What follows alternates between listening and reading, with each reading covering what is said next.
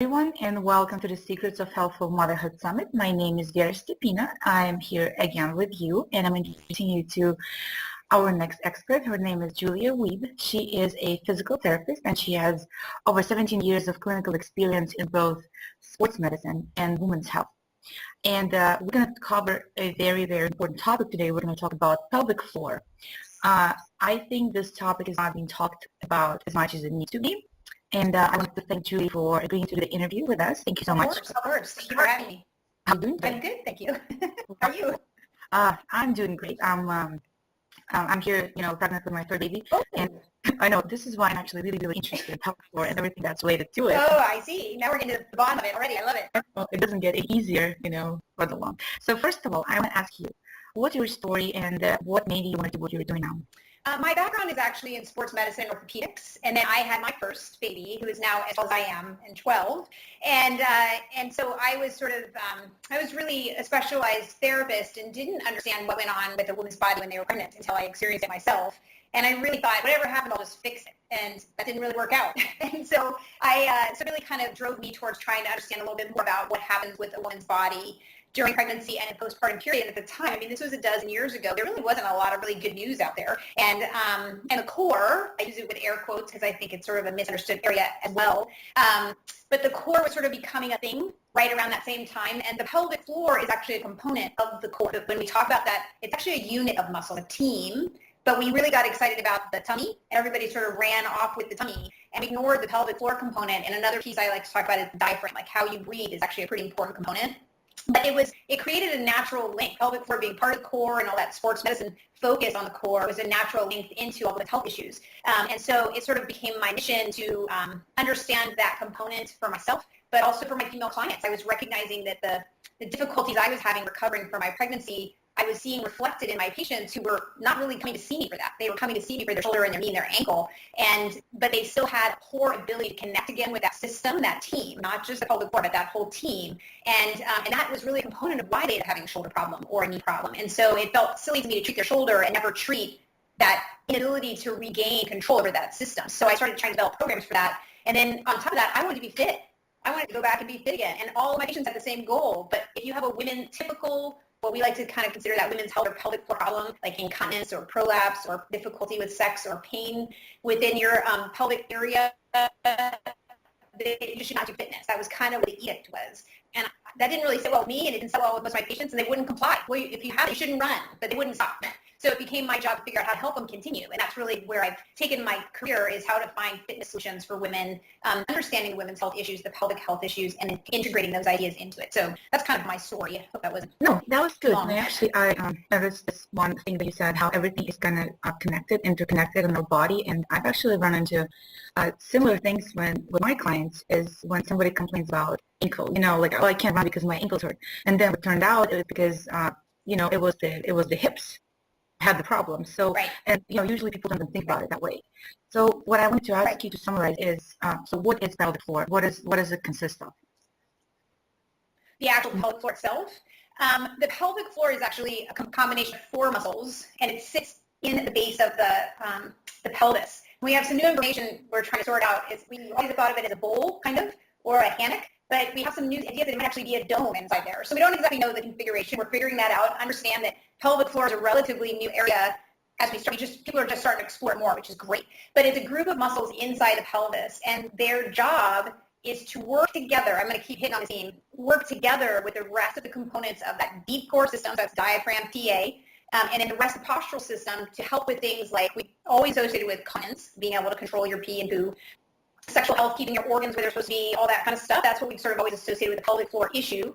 But the pelvic floor isn't the only piece of the puzzle that helps with that. That's kind of a new direction that we're taking. But also the pelvic floor is part of hips. It's part of low backs. If you don't have a good connection with the pelvic floor working together with that system, it may fall out for you as low back pain, or it may fall out for you as a balance problem, or it may fall out for you as a hip or a knee problem, but we've only ever thought of a pelvic floor problem as incontinence or prolapse. So I'm trying to kind of change that idea that pelvic floor dysfunction communicates way more than just what we've always associated it with incontinence or prolapse, or only a women's health problem. That's the other thing. It's not just women that experience issues.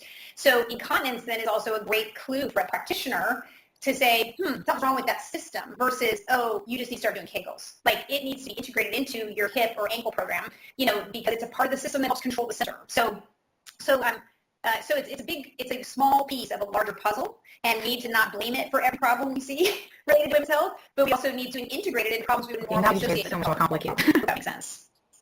No. What I'm trying to say is that if before, you think that you pee when you work out and you just do kegels and you'll be fine, turns out that you actually have to work a little bit more on other parts of your body as well, integrated. Yes, sorry, so that was... Okay, I'm just trying to simplify it for people who don't have any background and, sports medicine. No, this was a good explanation. It actually gave me more ideas, and I feel like our interview is not going to be 30 minutes, but 3 hours instead. So since we started talking about peeing and pooping and discomfort during sex, and I think these two problems are the most common that women experience, especially after having babies. And these are the problems that we have the most difficulty talking about because it makes us feel embarrassed, obviously. Mm-hmm. You're not going to share it with your girlfriend, most likely, unless you have like a glass of wine, but then that doesn't count. And you don't always talk to your doctor about it. So where do we go? Like, who do we talk to about it? Where do we find information? Well, I think that we are seeing a shift, and women are being a little more willing to discuss it, which is great. But it is something that we hide. I mean, it's too bad because it is very common. That's the thing that people need to understand. This is really common, but it's not normal. And anytime you're experiencing that, that's a problem. And you do need to discuss it with a professional. There are physical therapists that treat it. There's a great resource on the American Physical Therapy Association website under the section of women's health, and I'll provide that information to you, Vera, where they can find a physical therapist near them that treats this. And there's also other kinds of programs out there that look at how to help you engage that pelvic floor, use it as a part of a system, and then use it in your function and in your fitness to help address it. There's lots of options out there. I have lots of information on my own website. There's other great websites out there that I could also give you some links to that would give women more and more information on how to positively address this. You really can. And that's really the message, is that there's help to be had, and there's more than just kegels as an option, because a lot of women have tried that. No, plus you always forget and not really had a lot of success. I know. It's because they don't work. If they work, you would never forget, right? But a lot of women struggle to make them work because they either don't know how to do them well, or in my kind of viewpoint, they don't know how to then take what they're getting their pelvic floor to do and put it back together with the rest of the system, because that's really how it functions. There's a lot of success when you get a little guidance. For some people, kegels is all they need, but a lot of people need more than that, especially if they want to pursue fitness. What I was going to say, this pregnancy brain is just not... what I was going to say. Oh, so you said that it's common, but it's not normal. So it's fixable, right? It's fixable 100%. I think that I'd have to be cautious to say anything. We can fix anything 100% of the time. I think that would be, unfortunately, I wish I could say that, because there's different reasons why it happens for different people. But it is incredibly common. We know that in 30% of women that above, I think 40 or 50, I apologize, I don't have that stat better off the tip of my tongue, but the average nationally in North America is 30% for women up and over 40 and 50. But we also know, we have lots of studies now that have shown us that athletes, women that are participating in fitness, and most of these studies have been done in women who do not have a history of pregnancy or babies. There is a 30 to 43% percentage of those women who are participating in fitness who've never had babies that are leaking during fitness. So it doesn't necessarily, you can have a problem like incontinence and not have ever had a baby. And that should be a kind of like, then that, in my mind, when we look at the pelvic floor as a part of a system, it makes sense why someone who's never had a baby might be experiencing pelvic floor, because that system is imbalanced, and then that might be leading to the leaking, because we've always associated with pregnancy, like it's because you had a baby that you're peeing in your pants. But that's not really what the stats are telling us. Women who've never had babies are leaking. Men leak, and but there's usually a surgical issue there. So, well, yeah, I know. That's a whole other mess. Like, poor men. We you'd be surprised how many women, it doesn't take 2 glasses of wine, are happy to chit chat about it at the park because they think it's so normal. Like, it's just normal. Everybody's peeing in their pants because they had a baby, but it just doesn't, it's actually not. We need to change that stigma. We need to change that understanding. There was this video, it went viral. Yeah, the CrossFit, oh, I pee while I work out, whatever. And it was kind of funny, but I don't think it was that funny. Oh, no, they took a lot of heat for that. And actually, myself and a few other therapists, Anthony Lowe is the one that I primarily work with. He and I actually did a survey of CrossFitters immediately following that to catch that viral, to find out what was going on within that community. And we're actually in the process, like right now, of turning it into a real live research study to analyze the data. But we found a large percentage were actually leaking. Of those, we can only associate that with the people that took the survey. But a large percentage of the women were leaking, and primarily with impact activities. But when they did the heavy lifts, they didn't leak as much as we expected. So it was more the impact issues that was creating that. There wasn't as much prolapse symptoms, and I don't know if I should explain better what prolapse is, but it's that your pelvic organs can actually slide south and put pressure on your, you might perceive heaviness or dragging or drooping inside your pelvis toward the vaginal exit. And we didn't see as much prolapse in that community either. So we kind of expected with the heavy lifts and breath holding, we would see a lot of those symptoms, and we didn't really see a lot of that. So, but there was a lot of leaking, and particularly with double unders. So we actually are working on trying to understand that issue within the high impact, high intensity athletic population to help us understand how better to help anybody. That makes sense. That makes a lot of sense. As I experienced with my clients and my friends, 2 glasses of wine and everything.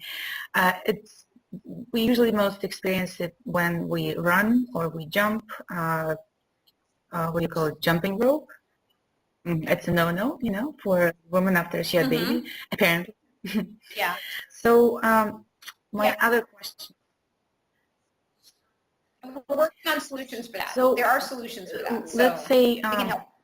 Let's say, do I need to go assess myself, or I can actually somehow help myself, like just Google information or, find something online? Well, I think there's a lot of good information out there. There's a lot of not as good information, and that's it's a little hard to know how to navigate that. Again, I can provide some ideas of who I trust. Excuse me. I think that I actually did a study on an online course that I did for women to see if they could do it independently. Could you independently participate in a program without any intervention and have some kind of benefit? And we actually had really nice results. Almost 85% of the women in the study in 3 weeks had an improvement in their symptoms. And the reason that I highlight that is that 79% of the women in our study had never had any treatment. And some of them had had had incontinence for 40 years.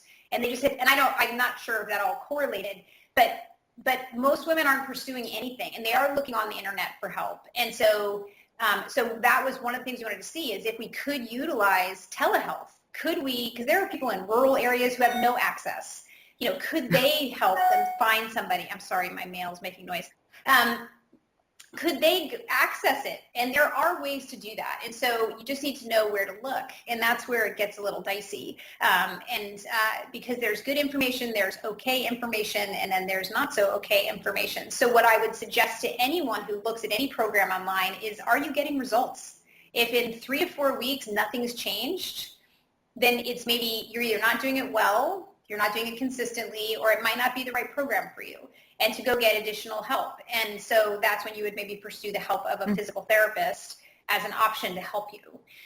So you should see a result. That's it. Like, if you aren't getting a result, then that path is not what you need to be on. And if they're telling you it takes 6 months to a year to see any improvement, I'm not on board with that. Like, within a month or 2, you should be feeling some change. And if you're not, something's not right with that program or with your application of it. And I would say that about my own program. I think our biggest problem, you need to get help if it's not helping. We face and we Google some information, and we find so much conflicting information we just stop right there because we have no idea where to go. So I think it's always good to have a professional helping you because they can actually provide you with a plan. And if you don't like it, you can always change to somebody else, but at least it's something that's probably going to be working for you. Yeah, I agree. I agree. I am one of those professionals that, you know, I would love to help. But I also know that that's not really a choice for some, you know, and so that's where it gets sticky, you know, and there are some people that literally either have no access. I mean, I get letters from women all over the globe in rural areas that just there are no PTs near them. So yeah, I agree. Guidance is nice and it would be the ideal, but there's almost too many, if I can say this, can I say this? There's too many vaginas and not enough women's health providers. Like, we have to find alternative solutions to get women correct information. Like, we need to figure that out. And what I'm hoping is one of my goals is we need to create a standardized, when you get pregnant and you deliver, there's a standardized way that you go get help. Like that we have a path, like they have in France. Like, we need to find that here in North America. Like, we just really do. So that's one of the goals that I have. That is a good idea to assess everybody, whether they have problems or they don't think they have any problems. Exactly. Let's prevent them. Let's prevent the problems. My goal when I started this, if I could finish my story, is that when my daughter, who is the 12-year-old who's almost as tall as me, that when she delivers my first grandbaby, that the whole path that she's going to take is going to be different than the one I had, that there will be a path for her. Like, she's one of the main reasons that I do this. Okay, my next question is, of course, related to core. And I think it's the second major problem that everybody else has. I was lucky enough with 2 pregnancies. I didn't have any ab separation or anything. I'm not sure if that's related to physical health, to physical activity as much. I think it is related because I was always active and, you know, I was exercising on my core without crunches or anything, but, you know, following that in any way. And can you tell us a little bit about ab separation, the ways to prevent it, and is it fixable? Okay, so the technical word for that would be diastasis recti, only because some people are actually searching on those terms. That is actually a piece of, again, and just stop me if I get too technical because I'm not trying to be, but that's another place where we have said it's about your tummy. Like, you need to rehab your TA, your transversus abdominis. But the reality is that diastasis is not just about a TA problem, and that's not the only solution to get it better. And so that's the same team that helps with incontinence, helps to restore the anchor and the system that contributes to your abdominal wall function, okay? And we're also coming into a time where fascia is a big piece of the puzzle. I don't know if you know that word, but fascia is like that chicken, when you pull chicken apart, and it's that spider webby stuff. We have that in a thicker, denser way right at the center. And that's what stretches during the pregnancy. That's there so that you're actually supposed to separate. Like, your abdomen has to open in order to accommodate the growing baby. So it's actually supposed to be there. You're supposed to separate, and it's okay. It's just if it doesn't go back, that's where the problem happens. And what our statistics show is that about 33% of women retain a separation after pregnancy. And we're starting to understand, we've kind of always said you have to close the gap. You have to get back to a certain number of fingers between the abdomen sides in order to consider that a healed abdomen. But we've got some great new research from Diane Lee out of Canada. So send everybody to her website. That's someone you can trust, okay?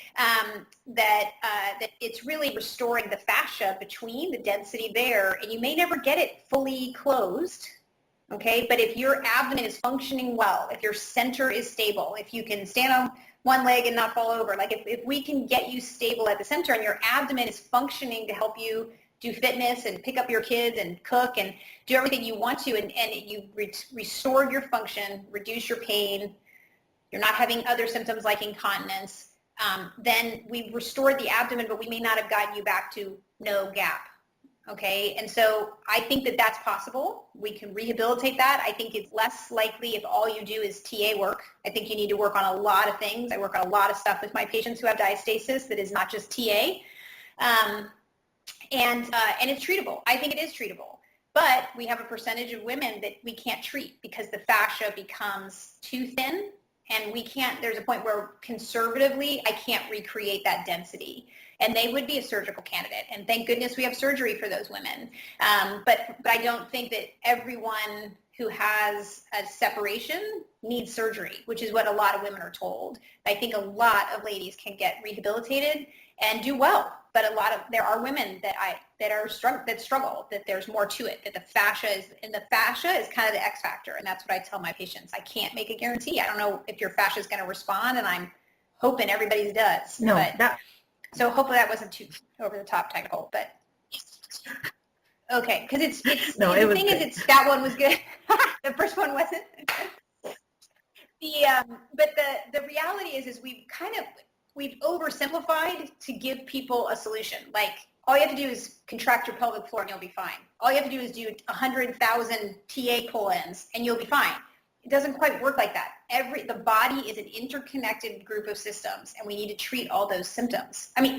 Sorry. And what I think in order to treat everybody who thinks who might have a problem, and a lot of moms, after they have baby, they're cleared for exercise 6 weeks, they go to the gym, they hire a trainer who might not be experienced or have any background in women's health. Because I had that myself. When my first baby was 16-month-old, I went to the gym. I was really overweight. I went to the gym. I hired a male trainer. I'm not saying male trainers are bad. I'm just saying mine in particular was not a good fit for me. And the exercises he wanted me to do, they made a lot of sense for a male client. To me specifically, I couldn't do half of them. And I was feeling uncomfortable. I was not sore. I had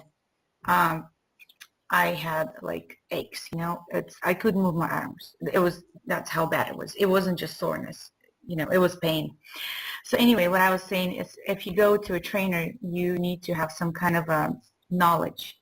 It's exactly what you just explained, about abs, about pelvic floor. So when you hire a trainer who maybe not specializing in this specific area, at least you know what you are doing somewhat.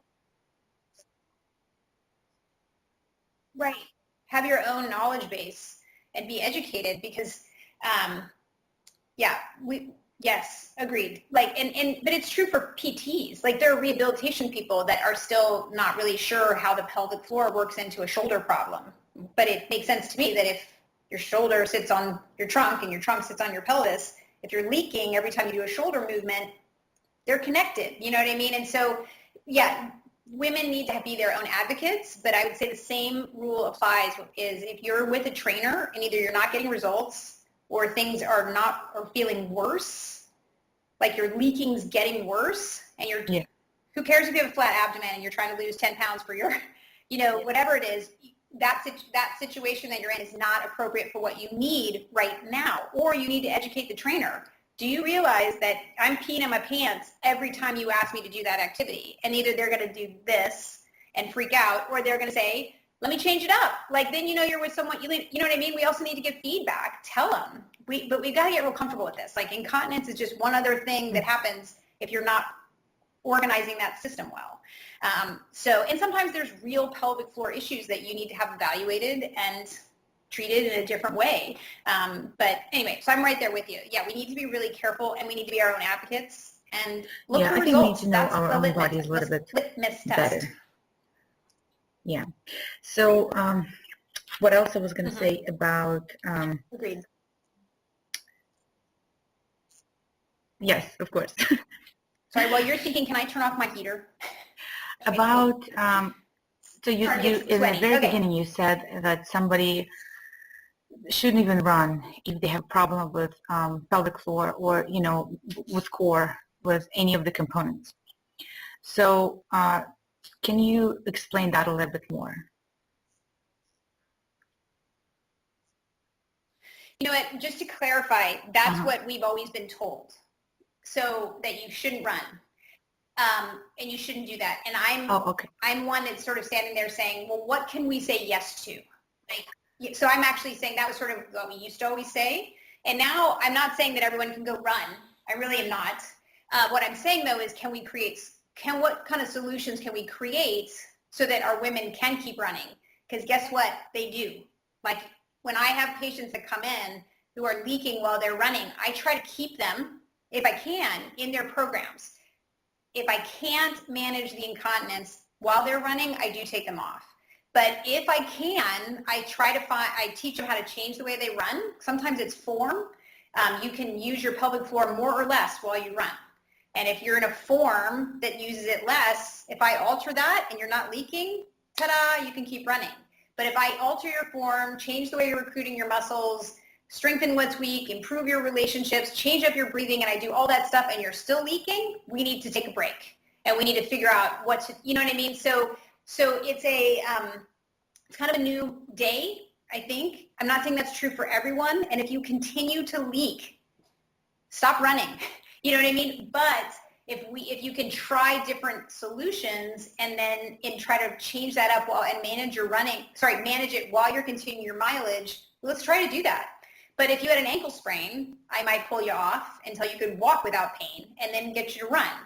So it just depends a lot on individual patients, their capacity to follow the directions, to think it through.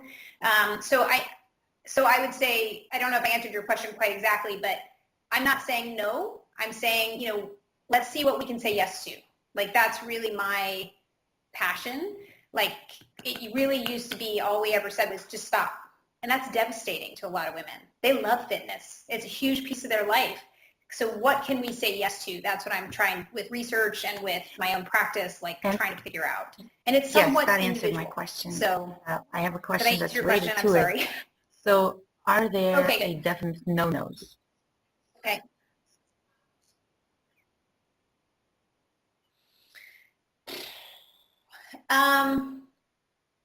That would be that again would be individualized. So that would be, it's very individualized. I wouldn't necessarily say, it's hard to make any kind of blanket statement, because then we can't necessarily translate that to everyone. If I said, Well, tell me no what would I to say sit up totally no to or anybody? Okay. Well, yeah, here's the deal. But I've been saying no crunches for a long time, just like a lot of other women's health people. But that's actually, we're starting to see some changes there, because the reasons we've told people not to do crunches, our evidence for it is sort of not holding us up. So one of the big things, can I explain that a little more? Okay. So one of the things we keep saying is you shouldn't do crunches because it increases your intra-abdominal pressure, the pressure inside your belly. Then that would push out the pee, right? So that's kind of what we've been saying. We actually have studies now that have shown us that they've measured the pressure in a couple different ways while people were doing crunches and lifts and yoga moves and all sorts of stuff, and coughing and sneezing. And what they found was that the people in the study participated in those activities in a range. So some people did it at a very low pressure, and some people did it at a really high pressure, and then people fell out somewhere in the middle. So the conclusion of the authors was, well, it must be how they're doing it, right? Which this makes sense for fitness people. It's how they're doing it that might put them in the high intra-abdominal pressure category or the low pressure category. And so what my take is, you know what, could I get someone's form to the place where they could do crunches at a low amount? Maybe I could. You know what I mean? But do most women postpartum, do they have the capacity to have really good form in a crunch? No. Most people don't do crunches well, period. I really rarely see someone who does a really nice crunch. And so I don't think that most women operate a crunch at that low range. I think they tend to do it high up here, hold their breath, have stinky form, you know what I mean? Overuse their upper abs and don't use the bottom half, don't know how to link it up, all that stuff. So no, I don't think everybody should be doing crunches. But the reason isn't as simple as we used to think it was. Does that make sense? Then I can get you strong, flat abs. If that's what you really want, I can do it in such safer, more functional ways. That's the other thing. Crunches to me, they're just not that functional. You get out of bed once in the morning, that's about it. That's the one time in your life you do a crunch. You know what I mean? For most women, that's not true for all athletes, but for the average person, they don't need a crunch, okay? But we can make your tummy flat and super strong and really functional with a lot of different other exercises. So, and I'm not like anti-plank. A lot of people are anti-plank. I'm not anti-plank. I love planks, actually. But you can do planks horribly. You can do them bad. And exactly. So it's really hard to say no, but because I'm trying to figure out what can we say yes to? Like, what are the things we can say yes to women? Because part of that confusion that you've been talking about on the internet, women are literally showing up in my office like frozen, paralyzed, because they've been told, don't do this because you might have a diastasis, and don't do this, and they literally are like, well, what can I do? And so my job is to help them find what is their path, like what can you do, and encourage the right kind of fitness that you benefit from. Like, so I hope that makes sense. But I would say don't run if you're leaking, unless you can figure out how to fix it, and then you can keep running. So, and I'm not anti-CrossFit either. Uh-oh. I'm not anti-CrossFit, but I'm not pro-CrossFit. I'm not like someone who's like, everyone should CrossFit. But if you CrossFit, my job is to keep you CrossFitting, because that's what you love. If I can't do that without keeping you injured or leaking, then guess what? We have to have a conversation that's hard and say, maybe we need to either modify CrossFit or find something else that's not quite so intense. Your body can't, I can't quite put it together for you. Actually, so does that make sense? Not saying that everything else was bad. No, yeah. It was really good. I think you answered a lot of good questions. Oh. My last question I wanted to ask you in a few words before we finish is, yes. Excuse me. So you have a successful business. You have a lot of clients. You are one of the examples of women who actually, they have kids, they take care of the family, of the house, but they still go and pursue their dreams, and they work, they find their way in the life besides being a mom, and I think that's really important. So how do you manage to have the balance, if that balance exists, Yeah.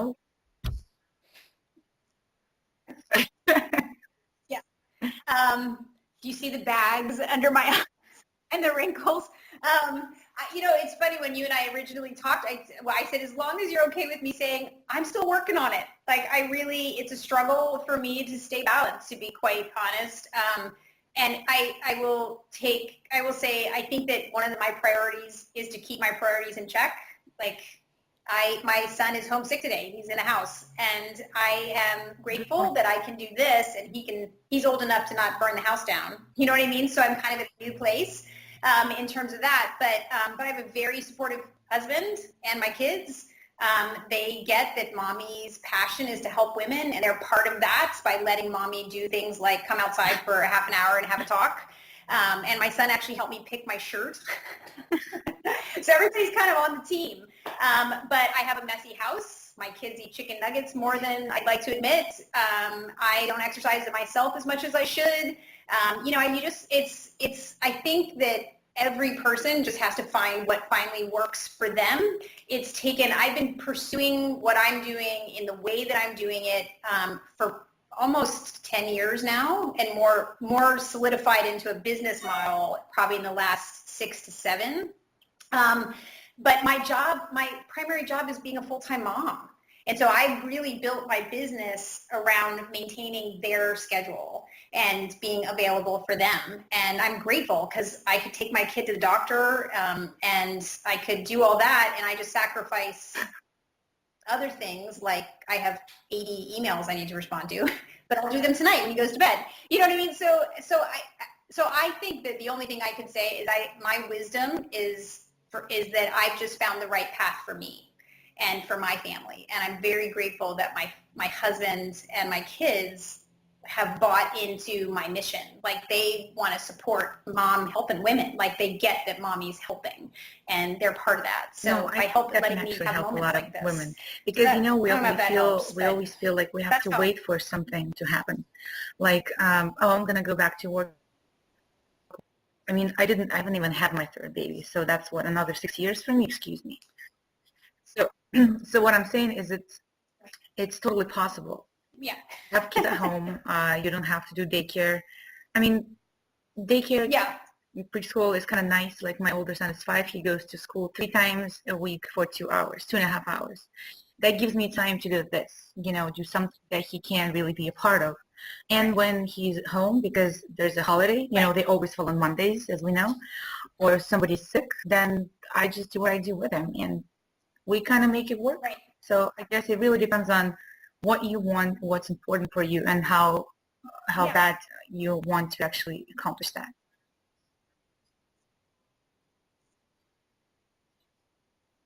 Exactly. And honestly, I'm in a different place I ever dreamt I would be professionally. And I'm grateful for opportunities like this to share kind of a different message out there. But I also recognize that if I was a single woman, I'd be like, in a very different place professionally. But I don't know, but I love that I've got both. You know what I mean? I have meaningful work that I get to contribute to the world with, and I have really meaningful work inside that house in the form of 3 people that I love dearly and that I need to shepherd their little lives. You know what I mean? So, You're not I going to agree sleep with as you. much Like, anyway. and it's just you just don't sleep as much. And yeah, it's over. Like the minute you have children, you don't sleep as much. And I figure that I'm like getting close at 18 when they're out. I'll sleep for a year and then I'll and catch up. But yeah, so I don't have a ton of wisdom, but I think it's just passion and trying and being satisfied with what you can do. Like I said, figure out what you can do, not what you can't. Like you can't follow the Fortune 500, but can you do a little bit of both? Yeah. You can, and my you can. entire So life, just I hard was to find really, really your annoyed balance. with 2 tasks Anyway, good around luck the with house. that. I hate ironing and I hate vacuuming. And every time I had to do one of those, I mean, you shouldn't see my face. I was so angry. So we found a solution for that. My husband bought me for this New Year's. He bought me a Roomba, which does vacuuming for me during the week, and then my husband vacuums on the weekend. So that's Nice. and done. And with ironing, this place right next to Bonds, next to my house, they actually really do really, really good job with ironing. For $1.20 per T-shirt. So, we got rid of that Oh, too. really?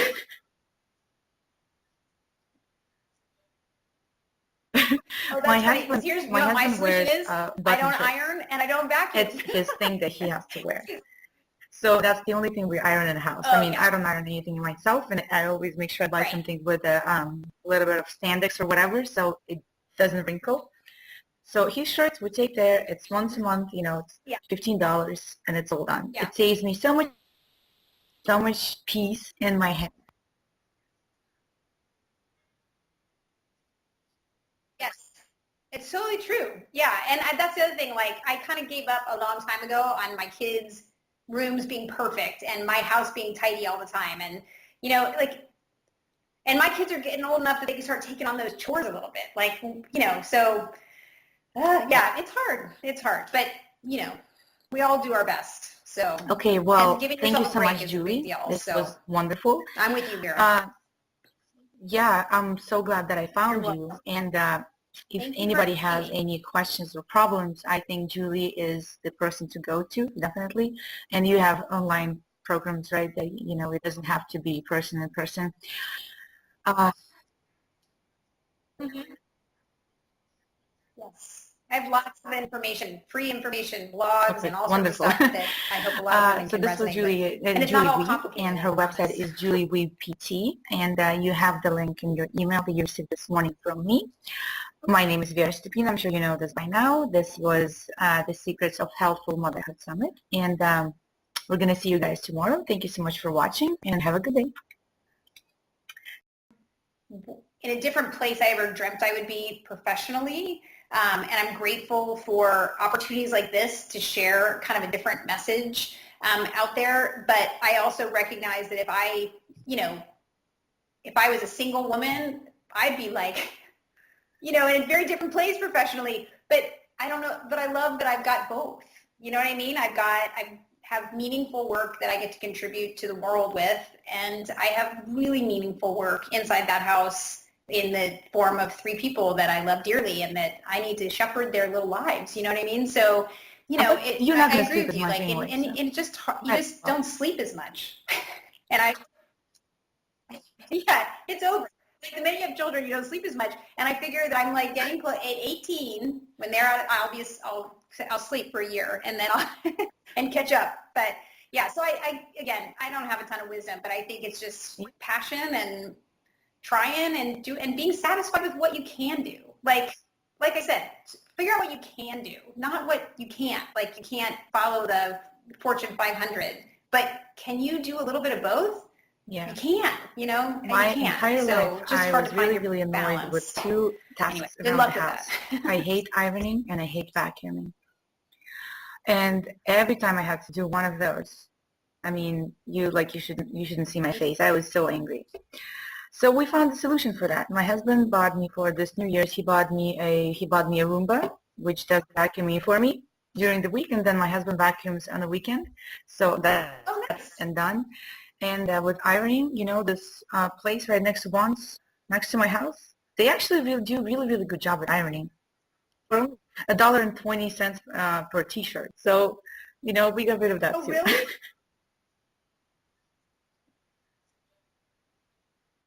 Oh, that's funny. Because here's my solution is I don't iron and I don't vacuum. It's his thing that he has to wear. So that's the only thing we iron in the house. Oh, I mean, yeah. I don't iron anything myself, and I always make sure I buy something with a little bit of spandex or whatever, so it doesn't wrinkle. So his shirts we take there. It's once a month. It's $15, and it's all done. Yeah. It saves me so much peace in my head. Yes, it's totally true. Yeah, and that's the other thing. Like, I kind of gave up a long time ago on my kids' rooms being perfect and my house being tidy all the time. And, and my kids are getting old enough that they can start taking on those chores a little bit. Like, so, yeah, it's hard. It's hard. But, we all do our best. So, okay, well, thank you so much, Julie. This was wonderful. I'm with you, Vera. Yeah, I'm so glad that I found you. And if anybody has any questions or problems, I think Julie is the person to go to, definitely. And you have online programs, right? That, it doesn't have to be person in person.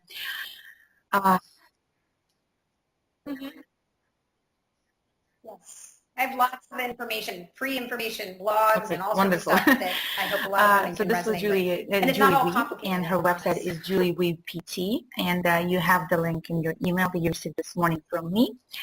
My name is Vera Stepina. I'm sure you know this by now. This was the Secrets of Healthful Motherhood Summit, and we're going to see you guys tomorrow. Thank you so much for watching, and have a good day. The Secrets of Healthful Motherhood Summit, and we're going to see you guys tomorrow. Thank you so much for watching, and have a good day.